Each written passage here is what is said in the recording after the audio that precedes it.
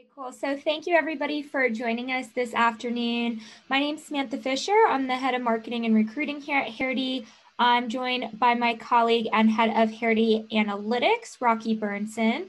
Rocky and his team of data analysts specialize in mining, cleaning, analyzing patent prosecution data, and transforming it into really valuable insights focused on business strategy.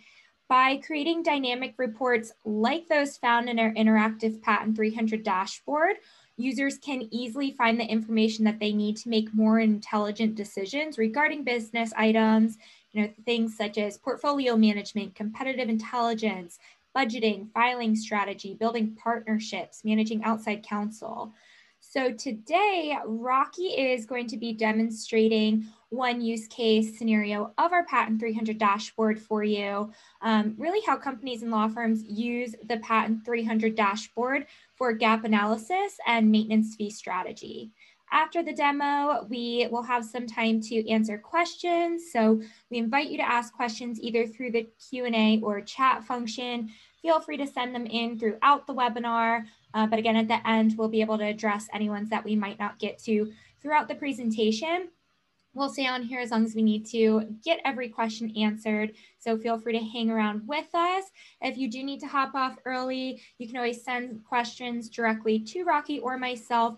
We're also going to be recording the webinar. And so if you have to hop off early, you can still watch the recording to hear other questions. But again, thank you so much for your time this afternoon. And I'm going to pass it over to you, Rocky. Great. Thanks so much, Samantha. Well, welcome everybody. I'm looking forward to today. We're going to go through some of the ways in which companies are using the Patent 300 dashboard to view and compare patent portfolios for themselves and their competitors to get a better understanding of how different portfolios match up with each other, as well as looking at some maintenance fee strategy and some benchmarking statistics and how companies can, one, get an understanding of kind of what their historical statistics are for maintenance fees, and then benchmark themselves against other companies that they're competing with or that are in similar technology areas as them. Okay, so let me go ahead and bring over our Patent 300 dashboard here. And so I just want to give a brief overview of what the Patent 300 dashboard is. What we're going to be looking at today on today's demo is a dashboard that contains US utility patent data. We have data going back to the year 1999. So a little over 20 years worth of patents. This is information that's pulled down directly from the USPTO. It's updated every week. We have today's patents have been uploaded into the system. And what we do is, that's different, I think, than some of the other tools that are out there, is there's a lot of search tools out in the marketplace that are focused on, searching technologies, searching for patents, searching for prior art, and some of them kind of maybe slap on some analytics on there. Our focus has always been on providing law firm partners and attorneys, as well as in-house counsel and technologists, with the ability to see who are the companies obtaining patents in the US, what technologies those patent portfolios are in, as well as who the law firms are that are obtaining patents. Okay, and I'm just going to do a brief walkthrough on some of the pages. You'll see a number of different report pages here I have on the left. I'm going to just walk through those briefly as we make our way here to the gap analysis section, where we'll really start to dive in. And what you're going to see me doing in this dashboard is essentially I'm going to be clicking around with my mouse. I might use the keyboard to hold control so I can multi-select some options, but that's pretty much it. It's an interactive dashboard that gives you the ability to kind of slice and dice patent data to get at whatever insights that are important to you. So here's an overview. You can see We're looking at 2021 patents. I've got 62,515 total patents. You got the list of companies, right? This is every single company and organization and inventor obtaining patents in the US. You can see on the right-hand side here a whole host of patent prosecution metrics. So we also, we analyze all of the data that we're pulling down from the USPTO and extract out helpful statistics for portfolio managers to find out efficiency metrics, deep in the weeds prosecution statistics on interviews and pre-appeals and extensions, as well as some technology filtering. So we can look at the optics space to see who's patenting in optics so far this year and what some of their metrics are looking at, right? You can go down in and say, hey, I want to look at the optics technology area that is focused on medical diagnostics or surgery and dive down deep into those portfolios, okay? We've got a lot of filter capabilities embedded here at the top, as well as some even deeper in the weeds filters via CPC here on the right-hand side. So there's a lot of filtering capabilities throughout this dashboard, okay? I'm going to be looking at a couple of companies today when we look at our gap analysis. One of them is going to be Oracle. And what we see when we pull up Oracle here, I'm looking at the 2020 US patents for Oracle. We can see some of their technology areas here on the left-hand side. They're ranked 56 total number of patents last year. And I can see databases and file management is their largest area here. I click on that and I can see they're ranked number 5. We have a company, SAP, right above them here, SAP and Oracle. 2 big competitors globally in their technology areas. And so this here gives you the ability to kind of pick a company and kind of filter down to who's actually competing with them from a patent perspective and from a technology perspective. If I click on company by technology, now I'm looking at Oracle's portfolio and I'm really doing a deep dive here on a whole host of technology areas. Looking at things from either a USPTO art unit group. We take all the art units and we group them into an art unit group description.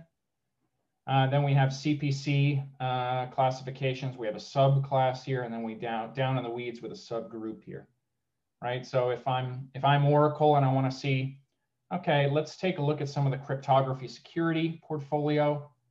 This is stuff that was examined in this area. Here's how they break down from a subclass perspective. And here's some single sign-on, authentication, anomaly detection, network security. We can kind of see how the portfolio breaks down from that perspective. Okay, company by law firm. Okay, I'm SAP, and maybe I want to look at my law firms. This here gives you the ability to kind of look at law firm statistics and all the prosecution metrics associated with your firms. We've done a few demos and webinars focused more on this. If you're interested in that, we can send you a link to that webinar to get some more of the details on doing law firm analysis. Here's cost, company by cost. So IBM, let's take them for example. You see all their firms. You have the ability over here to kind of select some different fixed fee amounts that they might pay their outside counsel. And then we run some calculations to determine the average cost per patent. So companies use this type of stuff for budgeting purposes, decision-making on where to send work to which firms. If they're bringing on firms, cutting firms, they use these types of stats as another metric in their decision-making. Here we have company trends. So this is more a long-term view of a single company. Here I pulled up Microsoft. We're looking at Microsoft and IBM today as well on the gap analysis. And so here on Microsoft, I can see kind of over time the portfolio and how many patents we obtained over time. We can see which firms were obtaining patents for us, and we have some ability to filter this down, right? Databases and file management. And I can kind of see this peaked out here in 2010, has been kind of trending down over time. This gives you some trend information on companies' portfolios. But now let's jump in here into the gap analysis. This is really one of the key focuses of today's webinar. And the gap analysis provides companies and patent attorneys at firms the ability to compare two patent portfolios side by side at the click of a button. And so what I've done here is I've selected two companies. I've selected IBM and I've selected Microsoft. And we can see here on this left-hand side a breakdown of their portfolios, right? This is 2020 data. So we're just looking at that. We could add some other years if we wanted to, and we can see that IBM had 9,400 patents, Microsoft almost 3,000. We can see a breakdown of some of their technology areas here, right? The largest area here for IBM 922 is this information retrieval database area, right? And so we can kind of easily, at least from a volume perspective, at this level of CPC, compare the two portfolios to see how they match up. On the right-hand side here, we go down into the CPC subgroup. So we're now deep in the weeds on the CPCs all the way at the lowest level, and we can see how the portfolios stack up. And at a glimpse, at a glance here, we can see right away, here's an area where IBM got 54 patents in this data integrity, data loss, bit errors space, whereas Microsoft got only 1, right? Here's another design verification, 38 for IBM, 0 for Microsoft, right? Vertical transistors. So these are areas maybe where Microsoft is just not active from a patent or business perspective, and gives you the ability to very quickly and easily identify how the two portfolios stack up. Now, I'm quite interested here in this space here, the handling of natural language data. So now if I want to focus in on this area here to see, okay, their portfolio sizes are somewhat comparable, right? 231 last year for IBM and 136 for Microsoft. These are the two largest patenters in this space last year. And now I can kind of see a real deep dive view of how those two portfolios stack up. And we see right away the semantic analysis space for IBM is their largest area, much larger than Microsoft's. That's where a bulk of their patents are. And then we can see here, the next one's very interesting to me. Microsoft has got 20 patents here in handling natural language data of spreadsheets. Makes sense, right? With Excel and all of the spreadsheet revenue and business that Microsoft does, right? So this here gives you really the ability to very easily compare these two portfolios side by side. Now, why would companies use this information? So companies might use this really for a number of reasons. One is, to get a better understanding of kind of how their own portfolio breaks down in these areas. 2 is to understand internally from a filing strategy perspective, if this is say a key competitor for Microsoft, that IBM is a key competitor for them, they're going to want to know, where is Microsoft patenting, and how do we stack up? Are there areas where they're patenting where we should be, or vice versa? And really gives them a sense of some potential white space, some strengths, weaknesses of the portfolios. All of those kinds of things can be used, in some pre-litigation analysis or in licensing of portfolios to kind of understand how much patent protection a company might have compared to what you have. Another area for use in the gap analysis is to use this from a competitive standpoint to bring this back to the business. We've had clients use a gap analysis to take this information to go back to the engineering groups who are patenting to say, hey, IBM's got a lot of patents, for instance, here in natural language data processing.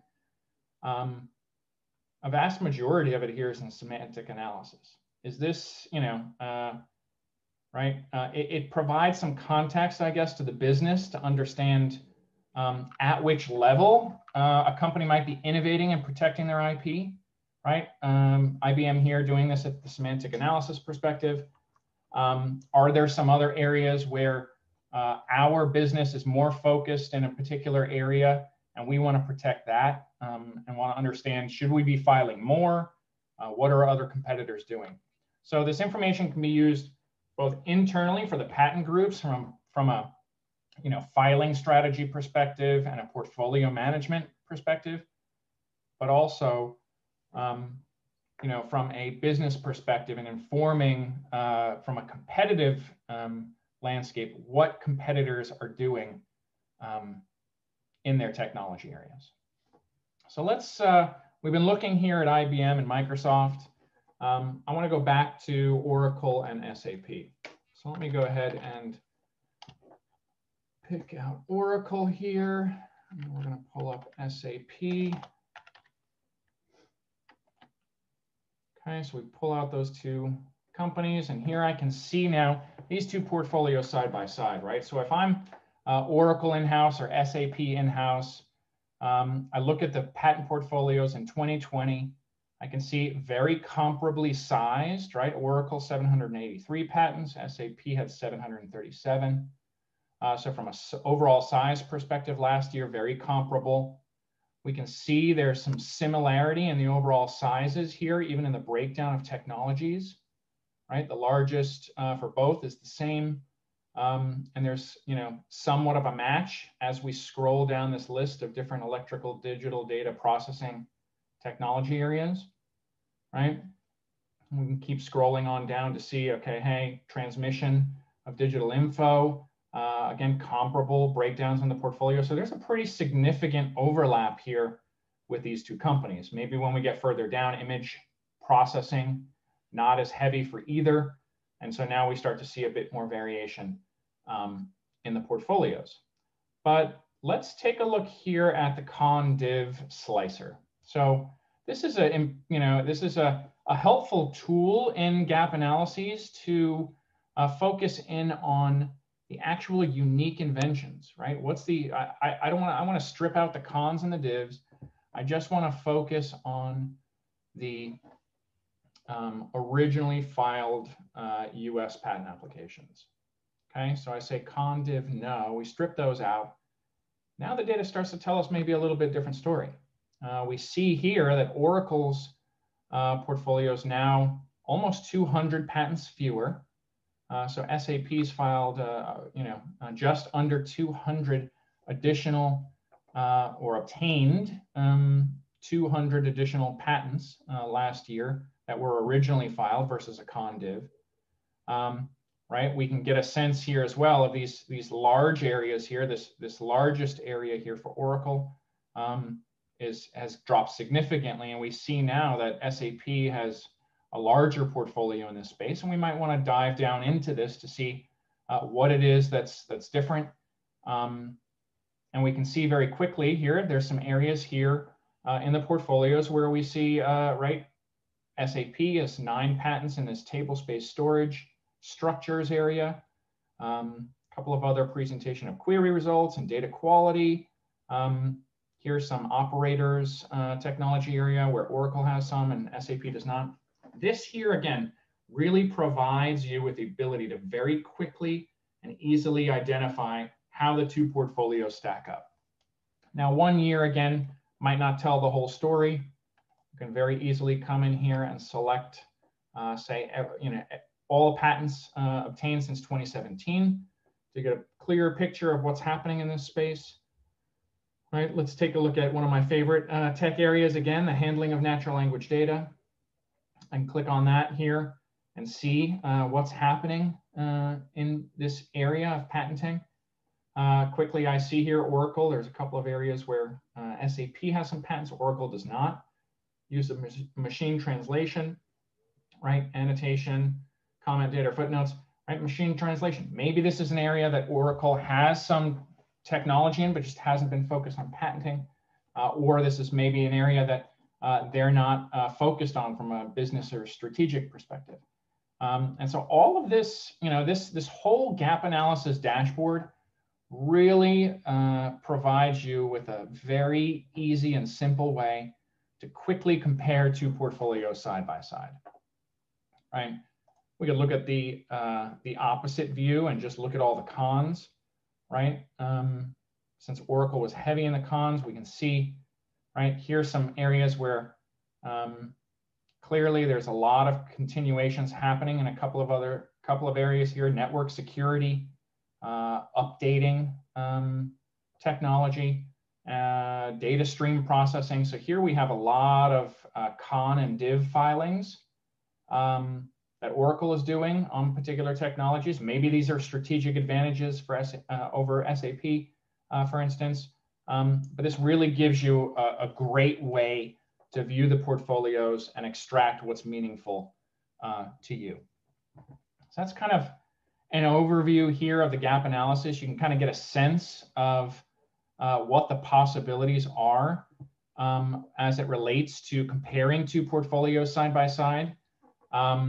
You know, one of the things that the dashboard does enable is the ability to export all of this information out, right? So users of these dashboards, right, are, say, I'm looking at this part of the portfolio, natural language, and I want to say, I want to look at these particular cons and divs that we're doing in this space.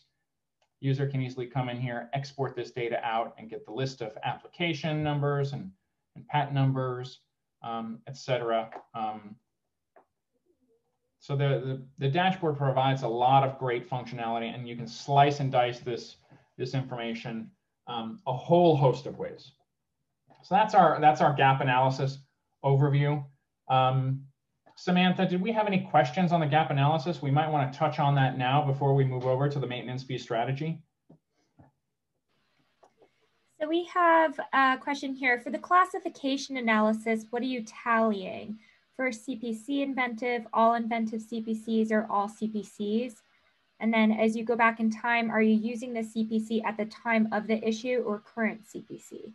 That's a great question. What we have here is we're using the primary CPC and we're using the most recent updated primary CPC. Yeah, I think that answers the question. You know, there is, you know, one of the, you know, the gap analysis using CPC, you know, one of the things that, I guess from a data perspective, right, CPCs are not perfect. I think, you know, we just kind of need to take that at face value that, you know, the CPCs are not always going to identify exactly the correct technology. But in most instances, you're going to get pretty close. And it's the best out-of-the-box technology classification that we have, outside of doing some additional you know, technology query tagging that we do have some clients do. Out-of-the-box CPCs are the best use of technology tagging.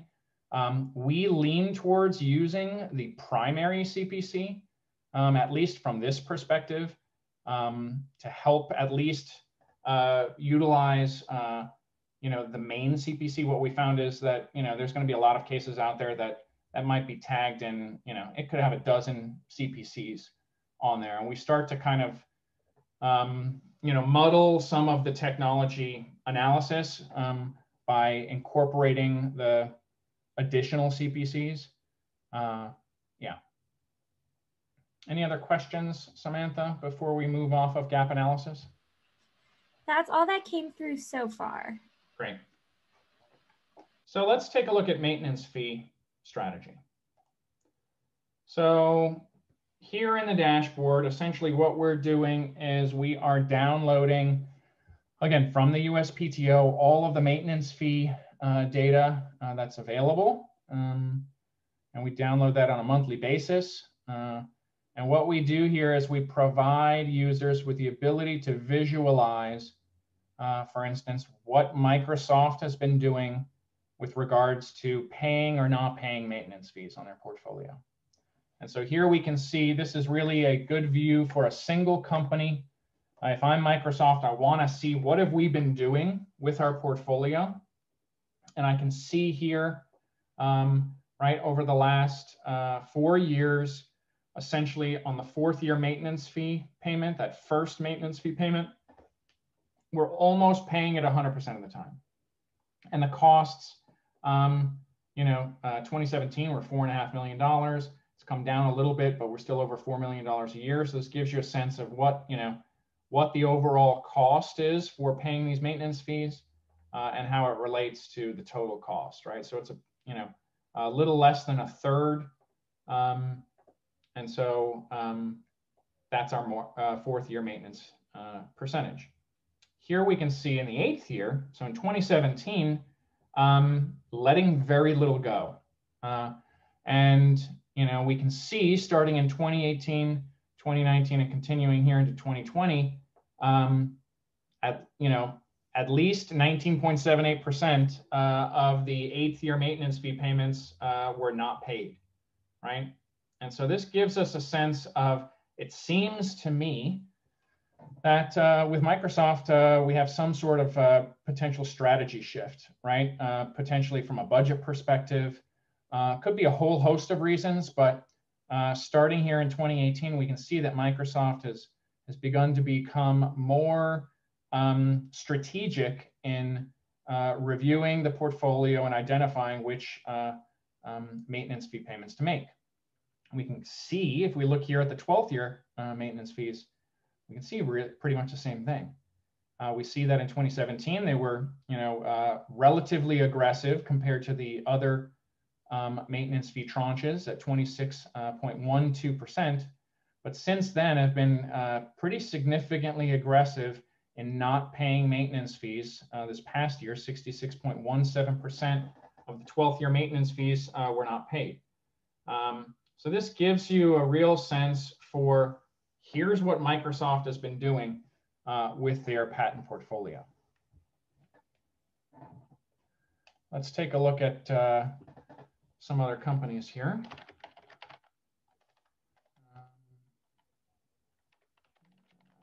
Business machines. We'll look at our friends here at IBM.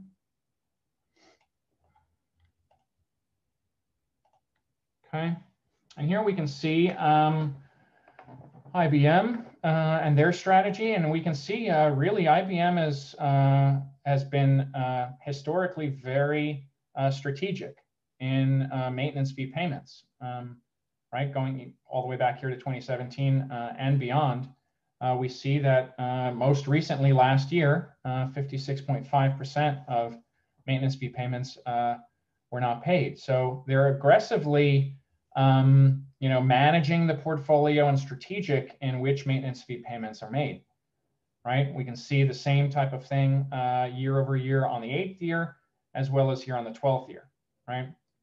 So very interesting to see what companies are doing from a maintenance fee strategy perspective. So here's another view at this. This is more of a view for us to do a competitive comparison of the maintenance fee payments for companies, right? We looked here, we see IBM's 4th year maintenance fee payments. We're looking at all the years. Here now I can start to kind of get a technology breakdown, right? So this is where users really can take a look at a competitor and try to understand last year, if I click on this, last year, what's the technology breakdown of the non-payments of maintenance fees, right? And I can see here, when I click on this here, I get a breakdown of what the non-payments are. If I flip this around and I say, hey, well, I want to look at this database space. This is an important space to me. What's happening here? Are there any changes? We can see that this is a growing area for non-payment of maintenance fees, 46% in 2017. It's now up here at a peak in the last 4 years of 66.56. So we can really drill down into what's happening from a maintenance fee perspective. Arrangements for software engineering, right? Here we can see 44% in 2017, very aggressive in the last 2 years, almost 75% in both of those years. So this really gives you the ability to kind of drill down into what's happening with a single company from a technology perspective. Now let's take a look at what does this look like if we want to say compare two companies. I'm Oracle, and I want to see what is my main competitor, SAP, doing as it relates to maintenance fees. And so I can come in here, and we can see something very interesting right off the bat. These first 4 bars are all Oracle's maintenance fee payments and SAP's right next to it. Essentially, both companies are pretty much keeping almost every single thing. Oracle is paying 100%. You might say SAP has gotten somewhat slightly aggressive by letting 4 patents not paying their maintenance fee. If we move this over to the 8th year to get another sense of what's happening in the 8th year maintenance fees, almost very little change at all. We can see that both of these companies keeping almost 100% of their patents. Let's take a look at the 12th year. And 12th year, we're seeing much the same. Very interesting to see that both of these companies really keeping almost 100% of their patents. Let's take a look here at Microsoft. And I'm going to want to say compare Microsoft. Let's compare Microsoft to Alphabet and see what each of these companies is doing from a maintenance fee perspective. So we come in here and we're going to take a look. Let's look at this first tranche, right? Microsoft here, very competitive, very consistent in paying their maintenance fees. Alphabet, pretty consistent. And then last year, we have this increase here, 11.67. If I click into this space here, it seems to me to be a pretty broad brush of technology areas for them. And so it's not necessarily telling me anything particular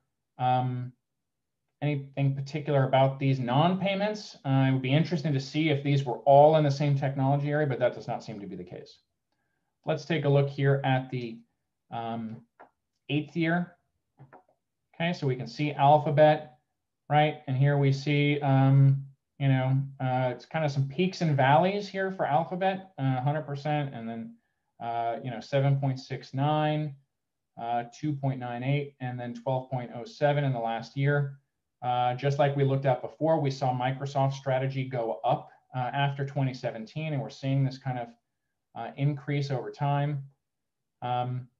We can again look here at these non-payments here for Alphabet to see what technology areas these are happening in, and we kind of see it's kind of happening all over the place.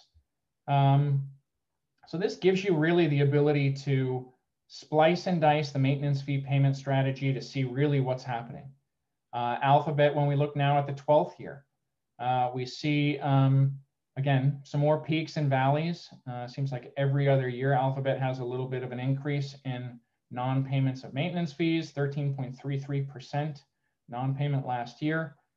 We see for Microsoft, it's gone way up. Right, we can click on these 2 areas here to compare the 2 non-payments from last year. And we can kind of see here the non-payments for Microsoft, 165 in this area here. Most of these are Microsoft. It might be not until later that we start to see some of the Alphabet technology areas. So this, this gives you the ability really to slice and dice what's happening. So here's more of an interesting one, maybe these 12th year for Alphabet. We can see the breakdown of these cases here. It's not many. Total number of patents, 10 patents, right? We have some broadcast distribution combined with broadcast technology. So this gives us a sense maybe of here are some, technologies or areas where maybe they're not of importance, or they're just letting these go, or they're not strong patents. There could be a whole host of reasons, but really gives some insight into what's happening with maintenance fees. So those are the two main things that I wanted to show in today's webinar. Did anybody have any questions about the maintenance fee strategy, the maintenance fee benchmarking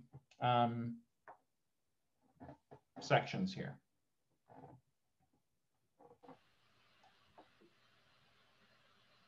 If there's no questions on those, there's one last part. We've kind of been looking for both of these. We've been looking in the rearview mirror. We've been looking at maintenance fees from a historical perspective to see what have companies done in the past. And we have one additional view here, which gives a company the ability to see what's coming from a maintenance fee perspective in the next 12 months. So let me come in here and we'll take a look at Oracle. Okay. And so here we've got Oracle, and we can see what's happening in the next few quarters. So this is in the next 12 months. We can see there's 400 maintenance patents coming up for maintenance fee in the next 12 months. If we click on these here, we can see a breakdown of the technology areas where these patents are. We can also see when I clicked on this, we can see very quickly here that we have 12 of them are actually going to expire for 2023. So companies are using this type of analysis to get a sense of, for the maintenance fees coming up in the next year, which are the easy decisions. These might be the cases where, hey, we're definitely not going to pay these 12 because they're about to expire. There may be some technology areas, for instance, that might not be of importance that can be easily identified using this type of a tool. So this gives companies the ability to see look out into the future, into the next year, 2 years potentially, to see what maintenance fees are coming due, what are the technology areas they're in, and can we use some of this information to help us make smarter decisions on what we're going to keep, what maintenance fees we're going to pay, and so that's one of the biggest challenges for in-house counsel is having as much information as possible to make a wise decision on how to manage the portfolio. We're 20 years past the internet boom now, and we have these technology companies that have now really developed these huge portfolios of thousands of patent applications. And more companies are coming to the having to make these decisions on, okay, how do we manage this portfolio? They've gotten large and huge and very expensive. And I think everybody is having to find ways to do more with less as far as their budgets go. And this tool is helping some companies at least get some more data points that they can use to help make smarter decisions. Samantha, any questions in the queue on maintenance fee benchmarking or analysis? None in the queue. If anybody does have a question, feel free to go ahead and send them in. If you hover on the bottom of the screen, you'll see a little Q&A button on the panel, or you can use the chat function as well. We can stick around to field those if you need a minute to get it together. Great. So I guess maybe while we wait for that, I'll go ahead and just kind of walk through at least some of the other pages here in the dashboard report. If anybody has any questions, feel free to just shoot them in the queue. So we've kind of talked about companies and technologies in depth, maintenance fees as well so far in the webinar. The dashboard also has information on all the law firms that are obtaining patents. So this is a way for law firm partners and attorneys, as well as in-house counsel, to find out who are the firms that are doing patent work here in the US, what their patent prosecution statistics are, what their technology experience is, right? If we want to see who are the firms obtaining multiplex and VoIP patents in 2020, click of a button and we see our list of firms and all of their various patent prosecution metrics. Here we can see on this next page, this is a competitive analysis for a law firm. So here we can see, we pulled up Oblon. We can see all of their technology areas. Obviously here, they are covering a significant number of CPC classes and USPTO art unit groups. Here's their organic chemistry portfolio. This is 1354. I think we're looking at a couple of years of worth of data. Let's take a look at just 2020. And then we'll take a look here at the organic chemistry. They're ranked #1 in that space. We see who else is obtaining patents here. Kind of what the, this helps from a number of ways, gives law firms the ability to benchmark their statistics in their tech areas against competitors. It gives companies insight into who's patenting and who's, what are the statistics and for the firms and kind of the overall statistics in a particular technology area if they're going to start filing there. Here we have our law firm by technology. So if I'm Oblon and I want to see, okay, how are we doing in each of these technology areas from a stats perspective? Law firms use this information for business development purposes and client development, internal just improvement. You can't get better at something unless you're measuring some sort of statistics around it. And so, law firms are using this to really get some insight into, hey, where are we obtaining patents? Do we have, what are our practice groups essentially? Where are our strengths of our portfolio? Here we have law firm by client. This gives law firms the ability to visualize their stats for each of their clients, right? We see Oblon here. We've got a list of the companies they obtain patents for, where they rank as far as volume perspective in that given year, the patent prosecution metrics associated with that. Companies will use this information to do a deep dive as a part of their due diligence on their law firms. Are they representing any competitors of ours? Do they have experience in our tech areas? We might know that by looking at some of the other companies here. And then last but not least, we have examiner and art unit statistics. So really you can get a good sense of, hey, what's it like prosecuting in these art units? We've got a case here in the business method space. What's this going to be like? What's this going to cost me to obtain a patent here? We can look down in and see individual examiner statistics. So, the entire Patent 300 dashboard is really geared towards taking this ocean of data from the USPTO and providing kind of a bird's eye view of what's happening and giving the user the ability to kind of splice and dice this information however they see fit to get at what they're interested in seeing. And that wraps up the webinar today. If anybody has any other further questions, don't hesitate to reach out to me via email.